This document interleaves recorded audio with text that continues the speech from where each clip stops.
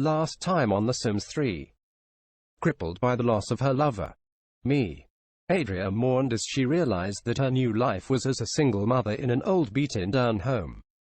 After the television broke from the babysitter, I was no longer alive or present to offer my reparative assistance, forcing the task solely on the underpracticed mother of my only child. Her attempts to restore our once beloved source of entertainment was noteworthy.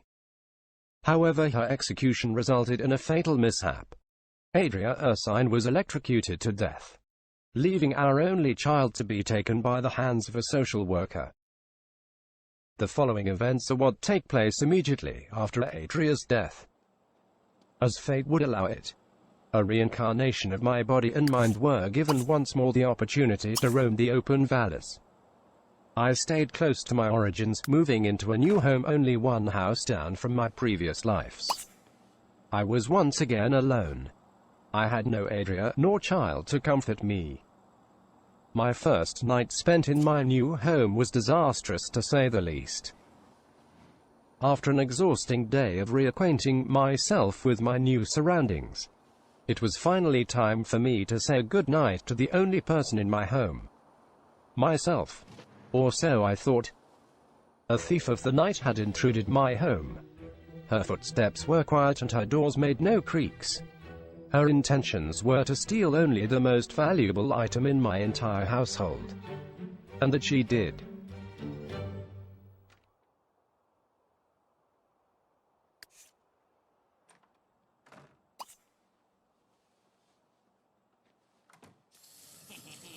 My toilet. I rushed out of bed in a fit of anger to confront this monster of a woman. But she bat her eyes and flooded my heart and ran off with my toilet. It was only a matter of time before the tragedy of that situation would rear its head. The next morning I pissed myself while talking on the phone, as I had no other means to release my fluids. The embarrassment and humiliation of having to wipe up my own liquids drove me to a point of breaking. I had no choice but to take actions into my own hands as I had no money to purchase a new toilet. I devised a plan to rue my nemesis of her endeavors by fighting fire with fire. I was to steal a toilet of my own. The next night I found myself a victim to prey on. This toilet would be my toilet from henceforth. I returned home and installed my newly established throne and once again told myself goodnight as the only person in my home. Or so I thought. The creeping bitch came back and stole my sofa.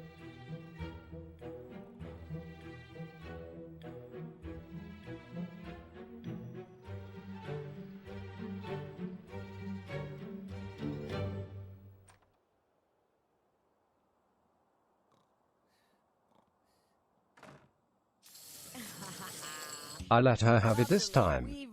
Who needs a sofa anyways? I saved up enough money to purchase a burglar alarm thereafter, and guess who never heard me say goodnight again. Thus concluded my young adult years. I celebrated my birthday alone on the cement sidewalk of an unlit and empty neighborhood road. My life was nothing without Adria. A few days later, on a night as cold as the one that followed Adria's death, came a noise that sent chills down my back and arms. It sounded as though the devil's child was playing with his toys, breaking all of the rules of the universe. Searching frantically for the cause of such a sound, I found nothing. Nothing until a yellow ghostly figure with the volts of a broken television running through its veins appeared and traversed across my yard. It was Adria. For that moment on, I knew that there was hope and meaning once again in my life. A burst of excitement ran through me as I contemplated every possible way to bring back my Adria. I went to my workshop and began to invent anything and everything that I could with a fiery passion, in order to bring Adria back into my world. Unfortunately, the burning passion that I had was not strictly limited to solely a mental sensation. I had caught on fire. I panicked as the flames burned my flesh, just barely managing to call the fire department. I roasted for what felt like forever while I waited for the extinguishers to salvage my crisped remains. Manang? Montaloo! Oh, oh, oh, oh, oh! Ah! Ah! Oh, ah! Yeah! Ah!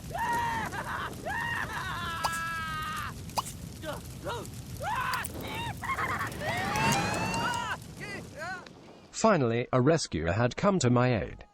He burst through the front door and ran into my workroom and watched. The bastard just sat there and watched me die. Oh! Oh! Oh! Oh! Ah! Ooh! Oh! No! No! No! No! Ah! Ah! Oh! Ah! Ah! Ooh! Ah! Ah! Ah! Kiwi Taga! Ah! Ooh! Ah! Kiwi Taga! Oh! Oh!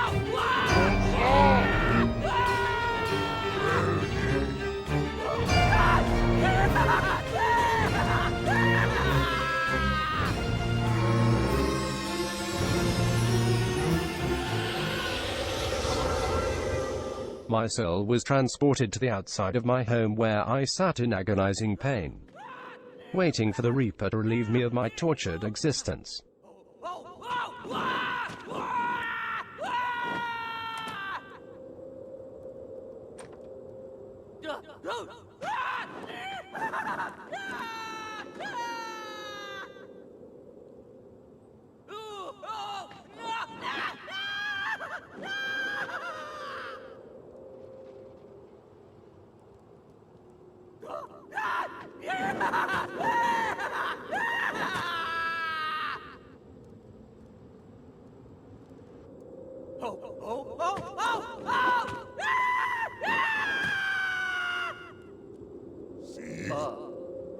And yet the Reaper found both pity and amusement in my death.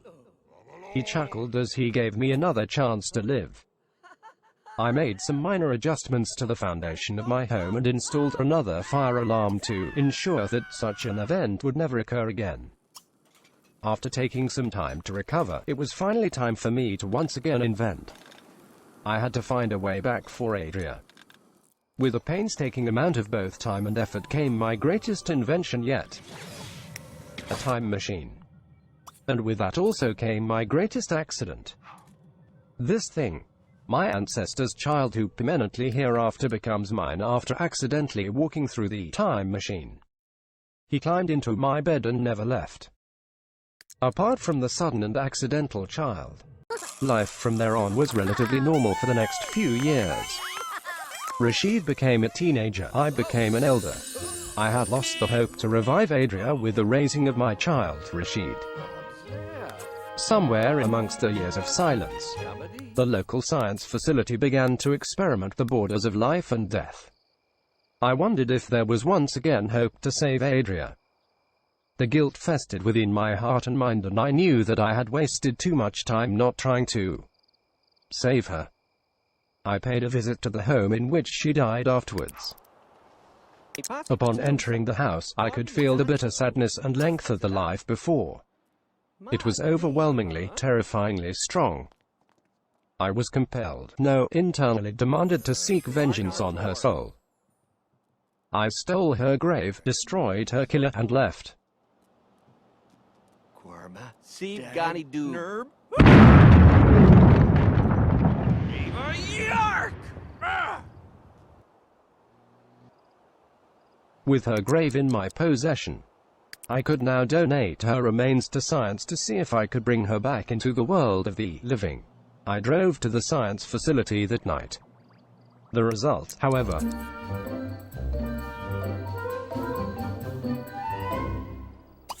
a ghost, permanently stuck in the wrong dimension.